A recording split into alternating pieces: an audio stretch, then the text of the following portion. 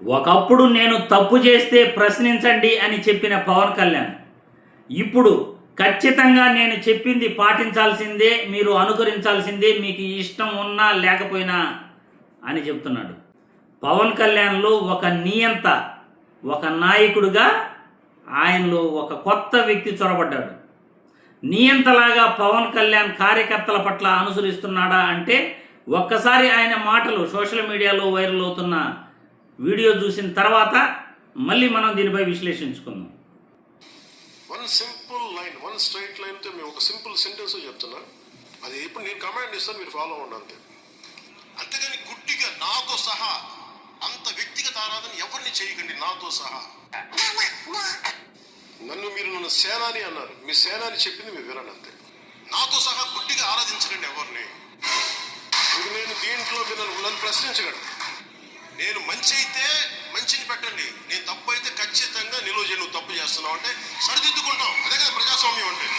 నేను దీంట్లో నన్ను ప్రశ్నించగలను. ఇన్ని రంగులు మారుస్తున్నాడు, వీడికంటే ఊసర వెళ్ళే బెటరు. చూశారు కదా సోషల్ మీడియాలో నెటిజన్లు పవన్ కళ్యాణ్ని ఎలా ట్రోల్ చేస్తున్నారు. ఒకప్పుడు నేను తప్పు చేస్తే నన్ను కూడా ప్రశ్నించండి అని చెప్పిన పవన్ కళ్యాణ్ ఇప్పుడేమో నేను చెప్పింది ఖచ్చితంగా మీరు వినాల్సిందే, ఫాలో అవ్వాల్సిందే, ఇష్టం ఉన్నా లేకపోయినా అని కమాండ్ చేస్తున్నాడు. ఒక నియంత ఆ వ్యక్తిలో ఇప్పుడు చొరబడ్డాడు పవన్ కళ్యాణ్లో. అధికారం వల్ల ఆ మనిషి మారాడా, లేకపోతే చంద్రబాబు నాయుడుతో సావాసం చేయటం వల్ల ఆ వ్యక్తిలో మార్పు వచ్చిందా అర్థం కావట్లేదు. ఒక నాయకుడు ఎప్పుడైనా కానీ కార్యకర్తల ఫీడ్బ్యాక్ తీసుకోవాలి. కార్యకర్తల సలహాలు సూచనలు తీసుకుని ఆయన వాళ్ళ అభిష్టానుసారం, వాళ్ళకి ఇష్టానుసారం పార్టీని ముందుకు నడిపించాలి. పార్టీలో ఏం జరుగుతూ ఉందో కార్యకర్తల సలహాలు సూచనలు తీసుకోకపోతే ఖచ్చితంగా ఎవరో కూడా పార్టీని విజయ పదంలో నడిపించలేరు. పవన్ కళ్యాణ్ ఎలా గెలిచాడో 2024లో రాష్ట్రంలోనే కాదు దేశం మొత్తం కూడా ఆంధ్రప్రదేశ్ గురించి కోడై కూస్తూ ఉంది. ఈరోజు పవన్ కళ్యాణ్ నన్ను ప్రశ్నించకండి, నేను ఎలా చెప్తే అలా చేయండి, కమాండ్ చేస్తున్నాను, నేను చెప్పింది మీరు చేయాల్సిందే. నన్ను సేనాని అని అన్నారు కదా, ఈ సేనాని ఏం చెప్తే అది మీరు చేయాల్సిందే అని అంటున్నాడు. మరి ఔరంగజేబుకు పవన్ కళ్యాణ్కు తేడా ఏముంది? మీ అభిమానులు అంటుంటారు కదా, మీ జనసేన నాయకులు అభిమానులు కాదు, అభిమానులు, నేను కూడా అభిమానే, కానీ ఇట్లా తిక్క తిక్క మాటలు మాట్లాడితే నాకు అస్సలు నచ్చదు. ఒక నాయకుడు ఎలా ఉండాలంటే ప్రజలను బట్టి నాయకుడు తయారవుతాడు. లీడర్ అనేవాడు మనుషులను బట్టి రెడీ అవ్వాలి, మనుషుల్లో నుండి పుట్టాలి లీడర్. వాళ్ళ ఇష్టాన్ని తన ఇష్టంగా మార్చుకోవాలి ఒక లీడర్. ఒక నాయకుడు తమ కార్యకర్తల యొక్క ఇష్టాన్ని తన ఇష్టంగా భావించి ముందుకెళ్ళాలి.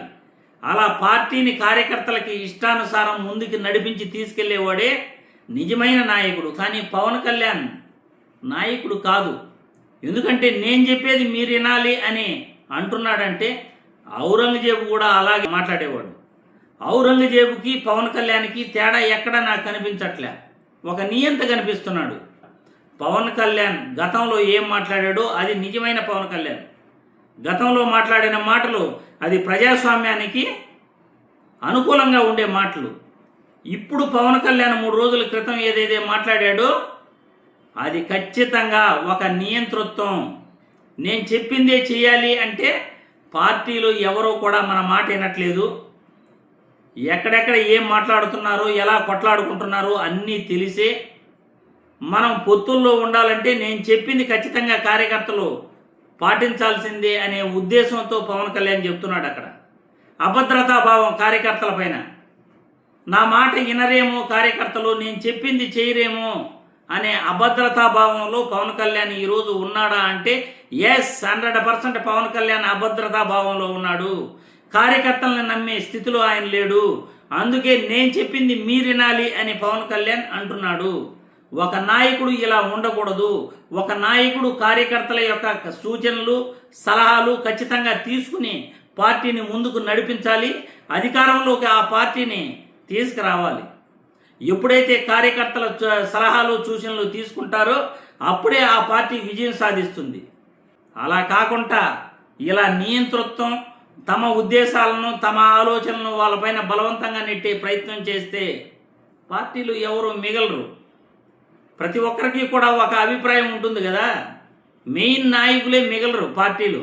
ఇక పవన్ కళ్యాణ్ తన పంతాను మార్చుకుంటాడా, ఇదే విధంగా ముందుకెళ్తాడా అనేది కాలమే నిర్ణయిస్తుంది. మీరు మీ అభిప్రాయాలను కామెంట్ల రూపంలో తెలియజేయండి.